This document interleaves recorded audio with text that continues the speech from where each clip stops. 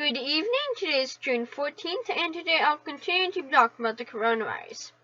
So the first piece of news that I'd like to talk about is that as poor countries around the world struggle to beat back the coronavirus, they are unintentionally contributing to fresh explosions of illness and deaths from other diseases, ones that are readily prevented by vaccines. Many countries suspended their inoculation programs because the pandemic could spread swiftly when children gathered for shots, and even in countries that tried to keep them going, cargo flights with the vaccine supplies were halted by the pandemic and health workers diverted to fight it. Now, diphtheria is appearing in Pakistan, Bangladesh, and Nepal. Cholera is in South Sudan, Cameroon, Mozambique, Yemen, and Bangladesh. A mutated strain of poliovirus has been reported in more than 30 countries, and measles is flaring around the globe, including in Bangladesh, Brazil, Cambodia, Central African Republic, Iraq, Kazakhstan, Nepal, Nigeria, and Uzbekistan.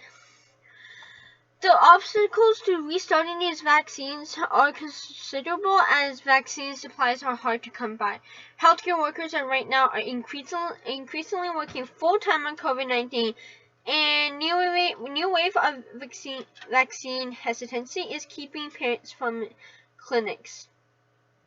What is happening here is that immunization, one of the most powerful and fundamental disease prevention tools in the history of public health, is being disrupted by the COVID-19 pandemic, and now it is threatening to unwind decades of progress against vaccine preventable diseases like measles.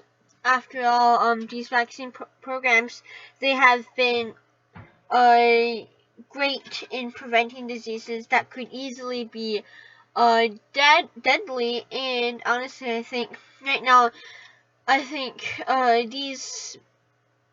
if outbreaks or epidemics of these diseases that were preventable by vaccines is going to come, then what is happening here is that then it could kill more children than COVID-19 can, as COVID-19 is perhaps only lethal toward older adults. But honestly, if children who don't get this vaccine for a disease contract the disease and die from it, I think there's a greater chance that more children and millions of children are going to die from those diseases than from COVID-19, as those diseases are often more deadly toward children.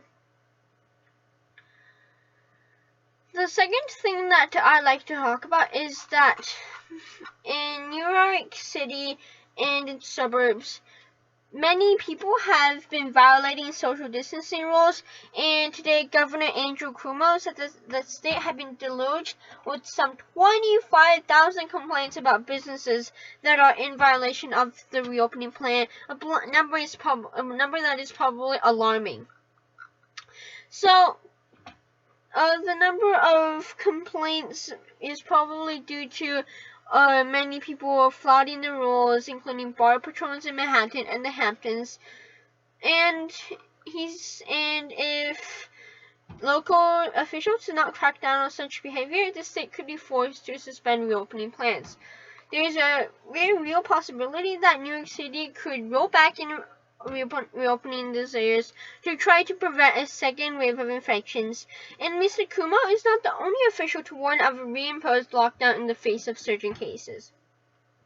In Houston, Texas, officials warned last week that a lockdown might be reimposed as cases continue to tick upward.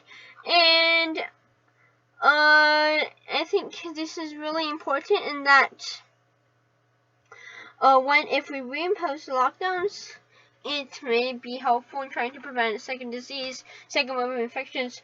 But I think at this point, honestly, a second wave is almost certain, as cases right now are ticking upward in the United States.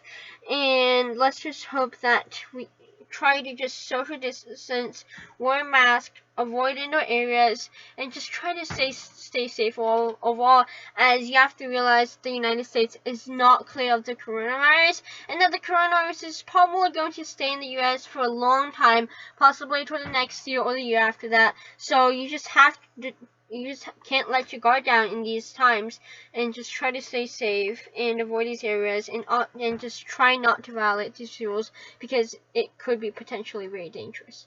That's it. Thank you for listening, and I hope you have a good day. Thank you.